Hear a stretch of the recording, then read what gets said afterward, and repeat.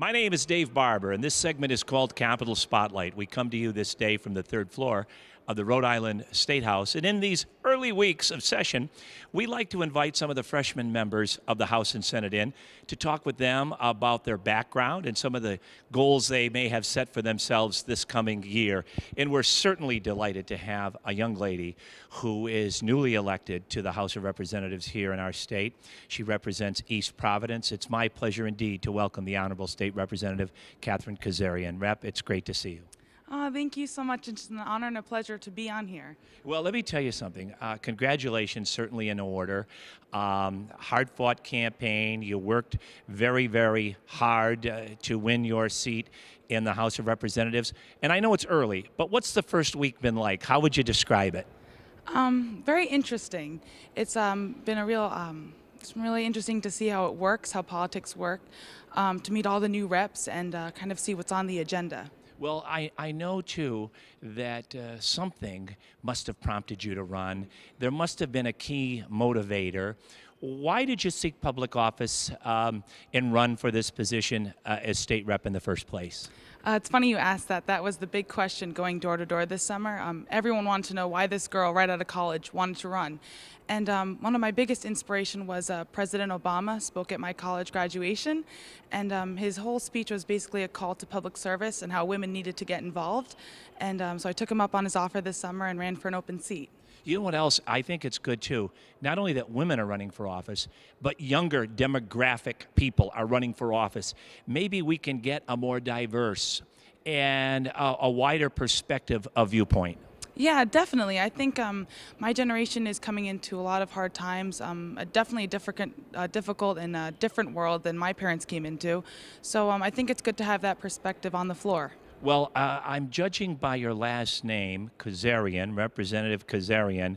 It certainly sounds Armenian to me, and I know we have a rich Armenian-American population here in the Ocean State.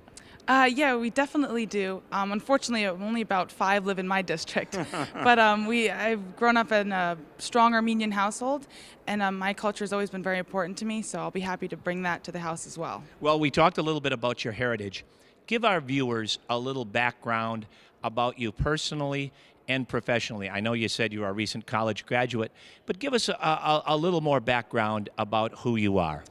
Well, I was raised by my mom in a single-parent household. It was me, my mom, and my sister, so it was a house full of women.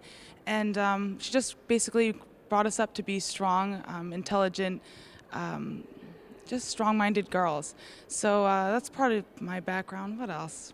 Just lifelong Rhode Islander, and education was always #1 in my house as well. Now, outside of this building, do you have other employment? Do you do like a day job, as I like to call it, because we go into session at 4 o'clock? Are you involved in other things outside of this building and outside of politics? As of right now, no. I want to make sure I'm representing my constituents as the best of my ability. And, you know, campaigning was so much time. And, you know, now starting up as a new rep, making sure I'm doing the best job I can is taking a lot of time. So not as of right now. Well, that's probably smart, because one of the things that I found when I first came to work in this building, we're told that we have a part-time legislature, and I guess technically we do.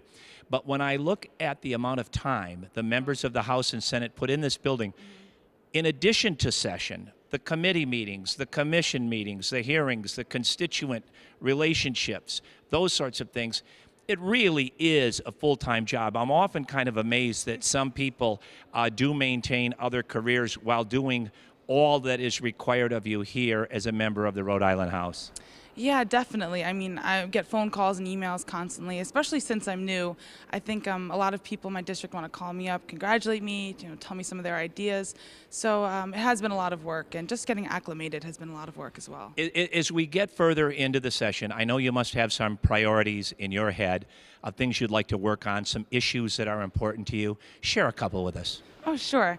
Well, my priorities are the priorities of the people in my district. So basically the economy, taxes, you know, programs being cut, those kind of things are going to be number one to me. So. Well, listen, you're going to have your work cut out for you, but I know that you're up for the challenge. You're going to bring a breath of fresh air to the Rhode Island House. Representative Kazarian, I wish you and your colleagues the very, very best. Thank you so much, and thank you again for having me on your show. And thank you so much for watching. My name is Dave Barber. We simply call this segment Capitol Spotlight.